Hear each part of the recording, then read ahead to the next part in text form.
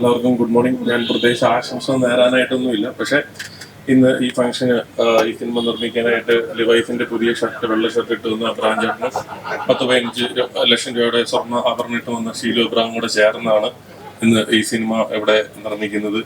എൻ്റെ ആദ്യ സിനിമയുടെ ഹീറോയായ റഹ്മാനിക്ക ഈ സിനിമയിൽ അഭിനയിക്കുന്നു എന്ന് അറിയുന്നതിൽ വളരെയധികം സന്തോഷം ഉണ്ടായിരുന്നു. കാരണം ഇതിന്റെ ബിഗിനിങ്ങിൽ മുതൽ ഞാൻ ഇതിന്റെ ചർച്ചയിലുണ്ടായിരുന്നു. ഇന്നലെ കോസ്റ്റ്യൂം ഇട്ട് കഴിഞ്ഞപ്പോൾ അതിന്റെ ഫോട്ടോ വരെ എനിക്ക് അയച്ചു കിട്ടിയിരുന്നു. എനിവേ വളരെയധികം ഹാപ്പി. പിന്നെ ഒമർ സംസാരിക്കുമ്പോൾ തന്നെ ഒത്തിരി ഫണ്ണുള്ള ആളാണ്. അപ്പൊ അതുകൊണ്ടിട്ട് ഈ സിനിമയിൽ അതിന് ഒമർ ഫണ്ണ് എന്നാണ് എഴുതിയേക്കുന്നത്. അപ്പൊ സിനിമയിൽ കൂടുതൽ ഒമറിന്റെ ഫണ്ണുകൾ കാണാനായിട്ട് സാധിക്കും എന്നുള്ളതാണ് നമ്മുടെയൊക്കെ ഒരു വിശ്വാസം. അപ്പോൾ സിനിമകൾ എല്ലാം സംഭവിച്ച് ഹിറ്റ് ആവേണ്ടതാണ്. അപ്പം ഈ സിനിമയ്ക്ക് ഒരുപാട് വലിയ വിജയം ഉണ്ടാകട്ടെ എന്ന് ആശംസിക്കുന്നു. പക്ഷെ എബ്രഹാം ചേട്ടന് പൈസ ഒരുപാട് ഒരു MBA-കാരനോട് ആയതുകൊണ്ടിട്ട് പൈസ ഒത്തിരി കിട്ടിക്കഴിഞ്ഞാൽ അത് എങ്ങനെ സൂക്ഷിക്കണം, എങ്ങനെ ഡൈവേർട്ട് ചെയ്യണമെന്ന് അറിയാവുന്ന ഒരാളും കൂടിയാണ്. പക്ഷെ അതുകൊണ്ട് എന്തെങ്കിലും ബുദ്ധിമുട്ടുണ്ടെങ്കിൽ ഞാനും കൂടെ സഹായിക്കാം എന്നുകൂടെ പറഞ്ഞുകൊണ്ടിട്ട് നന്ദി, നമസ്കാരം, താങ്ക് യു. എല്ലാവർക്കും ഇവിടെ വന്ന എല്ലാവരോടും ഹൃദയത്തിൽ നിന്നുള്ളൊരു നന്ദി പറയുന്നു. പിന്നെ ഈ അബ മൂവീസിനെ പറ്റി പറയുകയാണെങ്കിൽ നമ്മൾ ഫസ്റ്റ് എന്താ പറയുക, ഇവിടെ ബാക്കി എല്ലാവരും കല്യാണം കഴിച്ചു കഴിഞ്ഞാൽ എല്ലാവരും വീട്ടിലിരുത്തിയാ ചെയ്യുക. ഇത് നമ്മുടെ ഹീറോയിനാണ് ഷീലു. അപ്പോൾ ഇനിയും ഷീലുവിനെയും അബാമിനെയൊക്കെ ആയിട്ട് പടങ്ങൾ ചെയ്യാൻ പറ്റട്ടെ.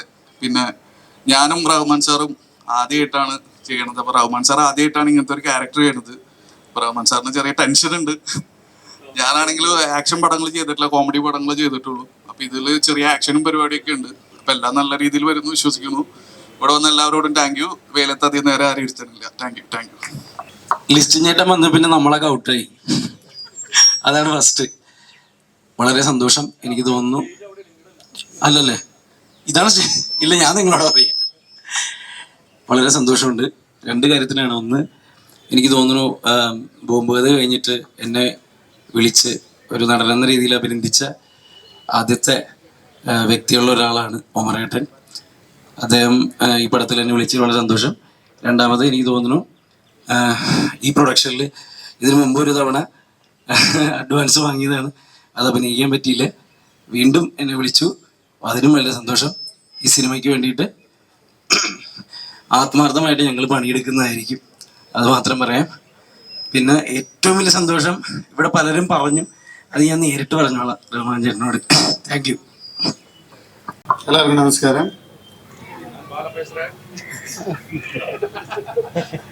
അല്ല, ഫസ്റ്റ് ഒമറിലല്ലോ എന്നെ വിളിച്ചത്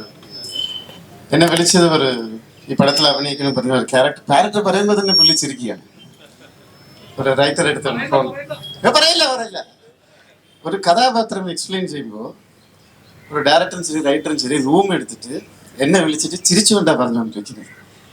ആ കാരണം ഒരു ക്യാരക്ടറായിട്ട് ഒരു റിയൽ ലൈഫിൽ ദേ ആർ ലവിങ് മീ അല്ലേ. മനസ്സിൽ ഒരാളെ സ്നേഹിച്ചു പോയാൽ ഡയറക്ടറുടെ മനസ്സിൽ ഒരു സ്നേഹം ഉണ്ടായാൽ കഥാപാത്രം എവിടെ എത്തും. So thanks for believing me.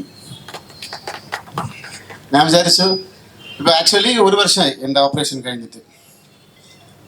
അപ്പോൾ 1 വർഷം കഴിഞ്ഞ് പടത്തിൽ അഭിനയിക്കാൻ പറഞ്ഞു. എൻ്റെ പടത്തിൻ്റെ ഓൺ പ്രൊഡക്ഷൻ പൂജയായിരിക്കും ആദ്യം വിചാരിച്ചു. അടുത്ത മാസം തുടങ്ങാം, നീ ഏകാണ്ട് ദിവസമില്ല. പക്ഷെ അതിനു മുമ്പേ ഈ പടത്തിൻ്റെ പൂജയിൽ റഹ്മാനിക്ക അഭിനയിക്കുന്ന, നമ്മുടെ സുഹൃത്തുക്കളെല്ലാവരും അഭിനയിക്കുന്ന ഈ പടത്തിൻ്റെ പൂജയിൽ ഞാൻ വന്നത്, ഫസ്റ്റ് ഇവിടെ എത്തിയത് ഇന്നും വളരെ സന്തോഷമാണ്. ഞാൻ ഇവിടെ വന്നു, സ്റ്റേജിൽ വന്നു, ആത്മാത്മായിട്ട് പ്രാർത്ഥിച്ചു, എല്ലാവർക്കും ബൈ പറഞ്ഞു, 2 വാക്ക് സംസാരിക്കണം പറഞ്ഞു, വൈറലാവാൻ പറഞ്ഞു. വേറെ ഒന്നുമില്ല, എനിക്ക് ലിസ്റ്റിനെ ഭയങ്കര ഇഷ്ടമാണ്. അവിടെ ജസ്റ്റ് ക്യാമറ നോക്കിയാൽ മതി, തിരിച്ചു നോക്കാം. അവിടെ ലിസ്റ്റ് നിങ്ങളെ കുറിച്ചാ പറയണ്ട. പുള്ളി വണ്ടി എടുത്താലേ എനിക്ക് പോകാൻ പറ്റും. പുള്ളി എന്റെ വണ്ടിയെ ലോക്ക് ചെയ്തിരിക്കുക. ഞാൻ ഒരു അരമണിക്കൂറായിട്ട് ചോദിക്കിട്ട്. അപ്പൊ എന്തായാലും പടത്തിന്റെ പേര് പറഞ്ഞോ, you are A bad boy. Okay, എല്ലാവർക്കും എന്താ ഈ പടത്തിന്റെ വിജയത്തില് നമുക്ക് എല്ലാവർക്കും ആഘോഷിക്കാൻ അടിച്ച് കുടിക്കാം. എല്ലാവർക്കും നമസ്കാരം. ഇത് ഭയങ്കര നൊസ്റ്റാൾജിയുള്ള സ്ഥലമാണ്.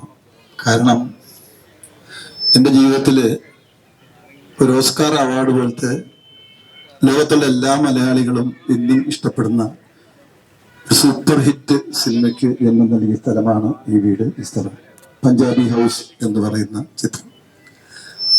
അതുകൊണ്ട് തന്നെ ഈ സിനിമയ്ക്ക് എന്നെ വിളിച്ചപ്പോൾ, എൻ്റെ പ്രൊഡ്യൂസറും ഡയറക്ടറും കൂടി എന്നെ വിളിച്ചപ്പോൾ ഇവിടെയാണ് ലൊക്കേഷൻ എന്ന് പറഞ്ഞപ്പോൾ വളരെ സന്തോഷം തോന്നി. കാരണം ഒരു ഹിറ്റിൻ്റെ മണമുണ്ട് ഇതിന്. കഥ കേട്ടപ്പോഴും എനിക്ക് അത് വളരെ സത്യസന്ധമായിട്ട് തോന്നി. ഇത് നമ്മൾ സ്ഥിരം കേട്ടുകൊണ്ടിരിക്കുന്ന സിനിമയുടെ പഴയ പാറ്റേൺ, പല പാറ്റേൺ ഇതിൻ്റെ അകത്തുണ്ട്. പക്ഷെ ആ പാറ്റേൺ എല്ലാം പുതിയ രീതിയിൽ ക്രിയേറ്റ് ചെയ്തു. ആ വിധത്തിലാണ് എൻ്റെ റൈറ്ററും ഡയറക്ടറും കൂടി എന്നോട് പറഞ്ഞത്. പിന്നെ എൻ്റെ ക്യാരക്ടറും ഞാൻ ചെയ്യാത്തൊരു ക്യാരക്ടറാണ്. മാത്രമല്ല ഇതിലെ എല്ലാ ക്യാരക്ടറൈസേഷനും ഭയങ്കര പുതുമയുണ്ട്. കഥയുടെ കണ്ടന്റ് ഭയങ്കര പുതുമയുണ്ട്. അതിൻ്റെ സ്റ്റോറി തന്നെ ഭയങ്കര പുതുമയുണ്ട്. ഒരു നല്ല ഹിറ്റ് സിനിമ ഉണ്ടാക്കാനായിട്ട് ഒമറിനറിയാം. അതുപോലെ നിൽക്കുന്ന ഒരാളാണ് നമ്മുടെ പ്രൊഡ്യൂസറും. അതുകൊണ്ട് ഇതൊരു വൻ ഹിറ്റായിട്ട് മാറട്ടെ എന്ന് പ്രാർത്ഥിക്കുന്നു, ആശംസിക്കുന്നു.